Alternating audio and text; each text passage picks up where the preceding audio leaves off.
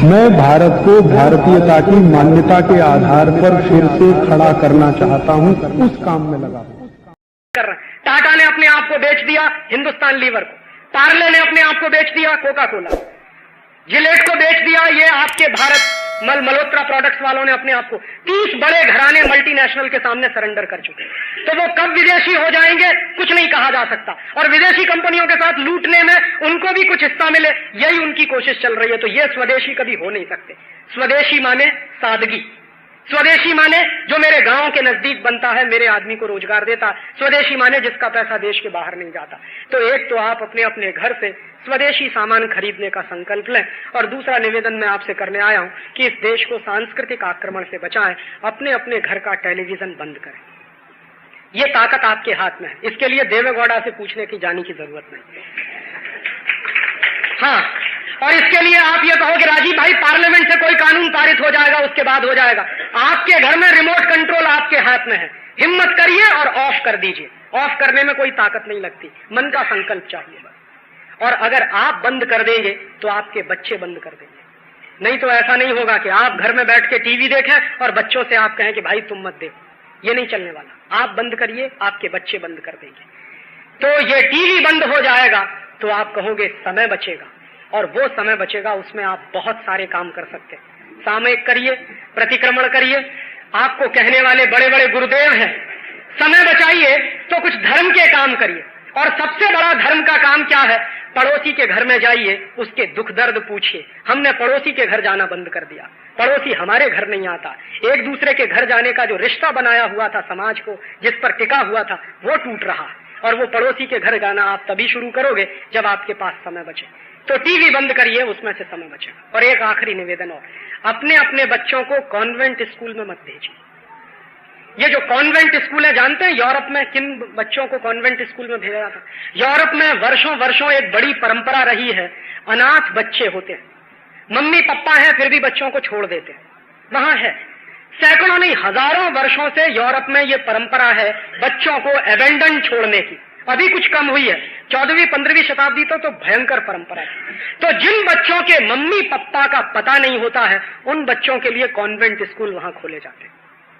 और हम क्या करते हैं? मम्मी पापा जिनके हैं वो बच्चे कॉन्वेंट स्कूल में जाते हैं। माने अपने मम्मी पापा के रहते हुए अपने बच्चों को क्यों अनाथ बना रहे हैं?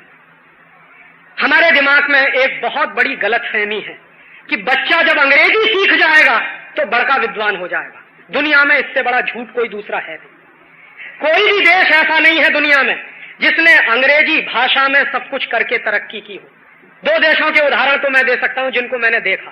फ्रांस, इतना जबरदस्त उस देश ने, यूरोप के शब्दों में कह रहा हूं, मैं मेरे शब्दों में नहीं कहता, हालांकि मैं मानता नहीं कि उन्होंने कोई तरक्की और विकास किया, लेकिन अगर यूरोप के शब्दों में, संदर्भों में देखें तो फ्रांस ने बहुत तरक्की की है, बहुत विकास किया। पूरे फ्रांस में अंग्रेजी में पढ़ाते नहीं बच्चों, फ्रेंच में ही पढ़ाते। जापान में जाइए, छोटे बचपन से लेकर और हायर एजुकेशन तक सब जापानीज में पढ़ाया जाता है। जर्मनी में जाइए, बचपन से मातृभाषा जर्मन है। इटली में जाइए, मातृभाषा इटालियन। हॉलैंड में जाइए, मातृभाषा डच है। किसी भी देश में जाइए, लैटिन अमेरिका के देशों में जाइए, वहां भी अंग्रेजी नहीं है मातृभाषा में। दुनिया में अंग्रेजी नाम की मातृभाषा तो कुछ जमा 4, 5 या 6 या बहुत तो 10 देशों में, इससे ज्यादा है नहीं। और जिन देशों में अंग्रेजी वाली भाषा है उनकी कोई तरक्की हो नहीं रही है। अमेरिका की यूनिवर्सिटीज में जितने टॉपर्स निकल रहे हैं पिछले 10 साल से, वो सब नॉन अंग्रेजी वाले हैं। ये ध्यान रखिए, पिछले 10 सालों में अमेरिका की यूनिवर्सिटी में जितने टॉपर्स पैदा हुए कोई भी अंग्रेजी वाला नहीं। और दूसरे देशों में भी यही हालत।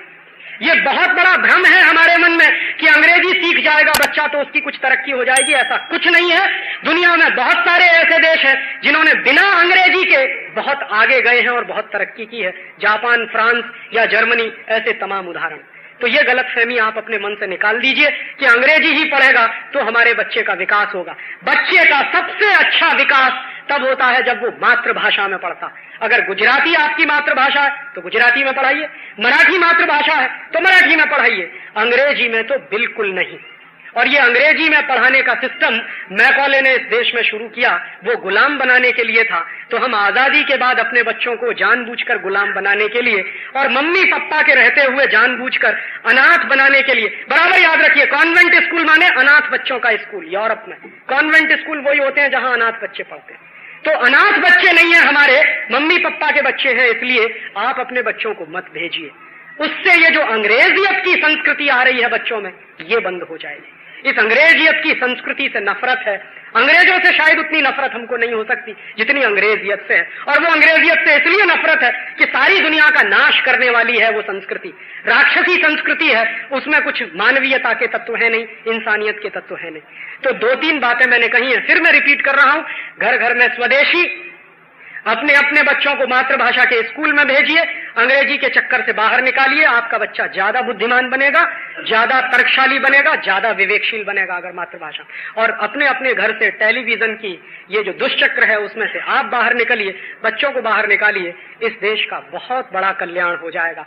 आप ये पूछ सकते हो कि राजीव भाई, आपने ना तो वोट मांगा और ना आपने नोट मांगा। ना मैं आपसे वोट मांगने आया, ना नोट मांगने आया, मौसम तो वोट का है और नोट का है। कल चुनाव होने जा रहा है, फिर भी मैं ये बातें नहीं कर रहा हूं। बहुत लोग आते होंगे आपके बीच में, बड़े अच्छे भाषण करते होंगे, अंत में कहते होंगे मोहर लगा दीजिएगा हमारे इस निशान पर। तो मैं वो कहने आया नहीं, कभी आऊंगा नहीं। फिर मैं आपसे कुछ मांगने आया।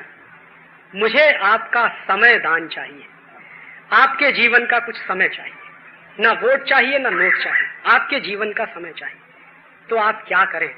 एक दिन में 24 घंटे का समय है आपके पास। इस 24 घंटे में से 23 घंटे आप अपने व्यापार के लिए, अपने बच्चों के लिए, अपने परिवार के लिए रखिए। 1 घंटा देश को दीजिए। आपके 1 घंटे की इस देश को बहुत जरूरत है। आप इस 1 घंटे में क्या करें? एक छोटी सी बात कह के खत्म करूंगा।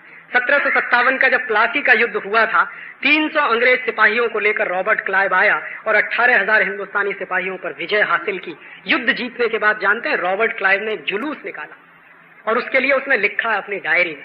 उस डायरी के 2 पन्ने मेरे पास है और जब जब मैं पढ़ता हूं मेरे दिल में आग लग जाती। क्लाइव ने लिखा अपनी डायरी में कि मैंने जब प्लासी का युद्ध जीत लिया तो 300 अंग्रेज सिपाहियों के साथ मैंने एक विजय जुलूस निकाला, कलकत्ता से मुर्शिदाबाद तक का। तो उस विजय जुलूस में क्या होता था? क्लाइव घोड़े पर बैठकर आगे आगे चलता था, उसके पीछे 300 सिपाही चलते थे। और उसने डायरी में लिखा है कि मेरे 300 सिपाहियों का जुलूस देखने के लिए सड़क के दोनों किनारे करोड़ों करोड़ों हिंदुस्तानी खड़े होते थे। और उसने आखिरी वाक्य लिखा है कि जो सड़कों के दोनों किनारे खड़े होकर मेरा जुलूस देखते थे और तालियां बजाते थे, अगर उनमें से एक एक हिंदुस्तानी ने एक एक पत्थर का टुकड़ा उठा के मारा होता तो देश का इतिहास बदल जाता।